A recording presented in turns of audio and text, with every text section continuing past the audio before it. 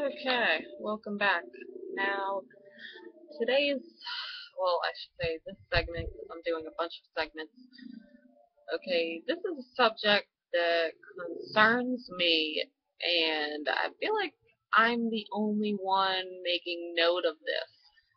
Okay, this segment is going to be about, like, the hacktivists and the anti-government people that, are protesting and these whistleblowers and such, okay?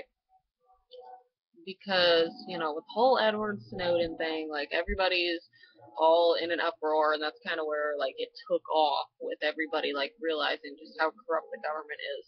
Which, honestly, like, if you thought that everything was fucking puppies and kitties, like, for years, and this is something new, like, I mean, you must be just living in a closet or just totally brainwashed, okay? Because I don't know. The way I kind of see it is if you're stupid enough to think that, any sort of dictatorial type government is in your best interest, then you probably deserve to get fucked over, okay? Because, I mean, you're pretty much letting them fuck you in the ass, and you're like, yeah, go ahead, do whatever you want, because it's for my best interest, right? And yeah, so if you're stupid enough to believe that to begin with, then, so be it. So, these hacktivists and, the whole, like, anonymous group and shit, like, okay, I'm sure a lot of them are, people that are just fighting for their rights and standing up against the government and the tyranny and all this stuff, okay? But I notice things, and I go on a lot of these, kind of websites that are pro people and, stuff, and I look at all these things and I'm starting to question some of the motives behind all these things that they're doing. Okay? Because I've always believed that the best way for, like, the government to rule, how it's worked out in the past, is that they create a problem, and then, anonymously, of course, they create a problem, and then they let you know that they have a solution to the problem, and then they fix the problem, and you love the government because they just fixed your problem. They made everything all better again, even though chances are they were behind it the whole time. Okay, and that's what I feel like a lot of these kind of whistleblowers and hacktivists and all this stuff. Like, I'm feeling like there's probably a good little handful of them that probably aren't just regular people like you and me, but may actually be working behind closed curtains. Because, okay, this is what I think. This is my analogy of how I think things are working right now, and just kind of the movement that everything's going towards. It's just my interpretation. This is a possibility. This isn't, like, definitely what's going on. I don't freaking know. Nobody knows for sure, but this is just the way that I see it. Okay? The government creates a problem. They then offer a solution. They fix the problem for you. Okay? What if you actually have some either government agencies or, higher elites or some of these people, okay, they're, what if they're working behind the scenes and they're trying to get all the people super, excited over all the horrible things that they're doing to screw us over, these laws and taking away our rights and all this stuff, because right now everybody is thinking that something economically is, or a war is going to happen and it's going to cause martial law. Right now the big thing is martial law. So my thing is trying to figure out how exactly they would create martial law. Like, how would they go about doing that? Like, okay, I know, like, um, what's it called, the Heart Project or whatever, where they can actually create, like, catastrophes, natural catastrophes. Like, I understand, like, That could be one possibility. They use that to create something similar to like Katrina or something, some natural disaster. But, okay, what if, two different ways this could go. One way, okay, they need martial law to go in effect to, like, say, take away their guns and all that stuff. Okay, so you got these activists that are causing the entire population to get in an uproar, against the government. They're juicing us up to get all excited, like we're gonna go and we're gonna fight against the government, we're gonna win, and all this. And you know, it, I don't see that being successful because you have a bunch of idiots running around that don't know, they don't have structure. They're yelling all this stuff and they're, following the flock, but none of them could potentially hold leadership roles in organization. So let's say some new law enacted that got everybody in an uproar and they were like, this is the last straw.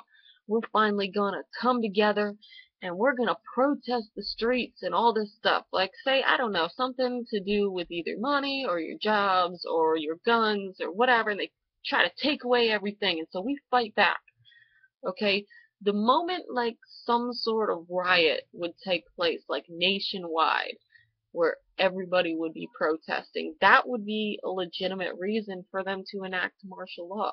And when that happens, well, like, a lot of you are probably gonna fucking die because you're gonna think like you're in the, in history books type fighting civil wars and stuff, but you don't know what you're doing. Okay? They have they have like tanks and shit, and I know everybody's like, oh well, the military can't fight against us, but they're militarizing the police officers.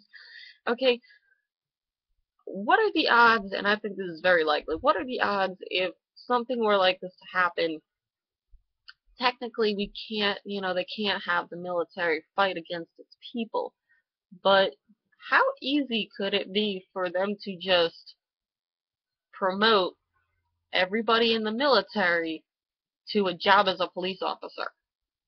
Like, I'm pretty sure, like, they could just immediately do that, like, with no problem whatsoever. Like, you just get a bunch of army men or whatever, and I don't know the process, or if they, have a manual or some shit where they're like, do you promise to enforce the laws and all this stuff, but, like, whatever the process is to become a police officer, like, real quick, I'm pretty sure they could just do it. They're like, bam, you are all now police officers. So, there you go. Then you technically have the military fighting against its people because they could easily just turn the military into police officers. Be like, hey, you're a police officer now, so frickin' take care of these riots and frickin' handle these people. And now that the police are all jacked up with all their new equipment that they bought from the military super cheap, and all these ridiculous weapons and shit, like, it's quite easy to take down, people in a city and all this shit. So that's one way. That's like the rioting, could be caused by like government cuts of like food stamps or guns or, some law or whatever. That's like the riot stance. And honestly, I don't see the riot stance happening nationwide. I see it as something that could happen, in Washington, but be closed down really quickly. Um, you know, I don't, I think our people are too lazy for that. Other countries, they do that and they fight against their government and the tyranny and shit, but I think we're way too lazy for that. Okay. We got better shit to do, apparently. So, my second thought is, what if these hacktivists that are on our side, what if one of them, you know, actually does something, hypothetical here, they're actually not regular people, they're actually working behind closed curtains. What if they were to take down some sort of big bank or electrical company or something that massively affects us, our banks, something like that? Okay, Because right now in the news, there's been stories about um, how our electrical grid is very vulnerable, and how, like, electrical attacks, would be very easily done to our country. Like, everything we have runs off the internet and electricity, and if that was messed with, like, we would be fucked. So the only way that I think that they could use that type of route, that type of terrorist or whatever you want to call it, fucking route, would be if a hacktivist was to do that to our country, and then what the news would be saying is, okay, this hacktivist that worked for such and such a group is actually, you know, linked to some other terrorist group across the seas and whatever. Okay, what if they linked one of our hacktivists to some terrorist organization and then claimed that everybody that's part of that hacktivist group is now an associate or linked to that group, to, terroristic activities? Then they would have like a pretty strong reasoning to kicking in all your doors and shutting down the country and pretty much putting all of these people on lockdown. I mean, these scenarios in general are, very apocalyptic, but they're, at the same time, they're possible. I mean, it seems like our country and our government's been kind of moving in strides, little by little, of implementing things so that we'll, run more efficiently, and pretty much stay in our file little line as a person and do this and then go there and just whatever. Okay, quietly stupid sheep. So they've been slowly pushing us to be more accepting of our roles as sheep. But, I just, I'm really skeptical about all these activists. I'm really skeptical about what their intentions are. You got them gassing everybody up, and they're getting us all excited, and they're leaking this information and leaking that document, and they're getting us in a giant uproar. I mean, I saw a story in Connecticut about, they were supposed to register their rifles, and like only, like, not even a quarter of the population of people that have assault rifles in Connecticut actually registered them. So you got like 3/4 of them that did not register their magazines, they didn't register their weapons. So that right there is kind of a sign, like, that, I don't know, people fighting back or people resisting and stuff like that. That just shows that they're getting more gassed up and they're buying more ammunition. And then you see, like, the whole DHS buying all this ammunition, all these weapons and shit like that. And then you get concerned because you're like, why are they buying all these weapons, and ammunition? And maybe they're gearing up to attack us. Well, they may not be actually gearing up to attack us. They may just be gearing up to prevent us from having those weapons. Okay, I don't have anything against, permits for responsible adults to own weapons to protect themselves. I completely condone that. However, I find it really hard to believe that we would reach a point in time where, our government would just totally turn on us and just start, killing us like they do in third world countries. Like, we're America. If that was to happen, that would be apocalyptic type scenarios. And then that would be when another country would come in and take over. Okay, because the second they start to see, our population crumble, they're going to just want to come and take our land and be like, oh, we're the new America now. Like, I don't know. So I'm skeptical of these people. Um, I'm waiting to see what actually happens. And, I got a feeling it's going to be an interesting year this year. I don't know. I can go into another video about why I think it's going to be an interesting year, but I don't know if we should be as panicked as we are, because the more that you panic, the more that you give them the feeling of power. If we're panicked, they feel like they have more power.